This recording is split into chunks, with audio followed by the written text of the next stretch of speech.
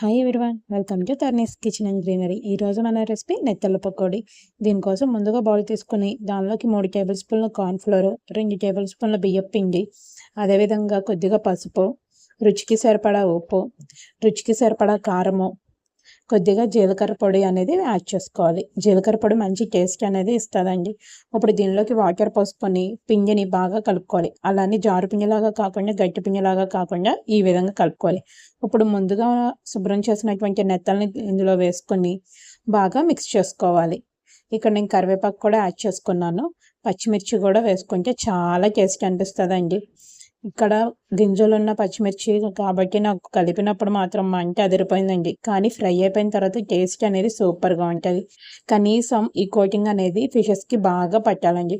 చేపలు కదండి, చాలా నునుపుగా ఉండి మనకి కోటింగ్ అనేది జారిపోతూ ఉంటుంది. ఇప్పుడు డీప్ ఫ్రైకి సరిపడా ఆయిల్ అనేది తీసుకుని అది బాగా వేడెక్కిన తర్వాత ముందుగా కోట్ చేసినటువంటి చేపల్ని ఒక్కొక్కటి వేసుకోవాలి.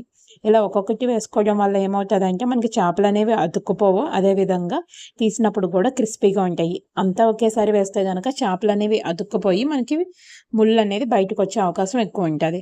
చూసారు కదా, ఇలా ఒక్కొక్కటి వేసుకున్న తర్వాత దీన్ని కదపకుండా కనీసం 5 to 6 minutes వదిలేయాలి. అప్పుడు చేపలు అనేవి మనకి బాగా ఫ్రై అవుతాయి.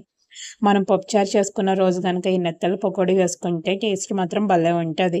అలా లేదు అనుకున్నప్పుడు ఉత్తవి అయినా తినేయచ్చు, ఆ విధంగా కూడా బాగుంటుంది.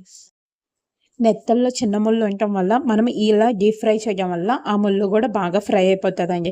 మనము తీసేసి తినాల్సినంత అవసరం ఉండదు. మనం ఆ విధంగా తినేసినా కూడా బాగానే ఉంటుంది. కాకపోతే చిన్నపిల్లలకి మాత్రం పెట్టొద్దు, ఎందుకంటే చిన్న ముళ్ళు కాబట్టి వాళ్ళకి అడ్డుపడిపోయే అవకాశం ఉంటుంది. పెద్దవాళ్ళమైతే అదే విధంగా తినేయచ్చు. చాలా క్రిస్పీగా ఉంటుంది, చాలా టేస్టీగా ఉంటుంది. మరి ఇంకెందుకు ఆలస్యం, మీరు కూడా ఒకసారి నెత్తళ్ళ పకోడీ ట్రై చేసి చూడండి.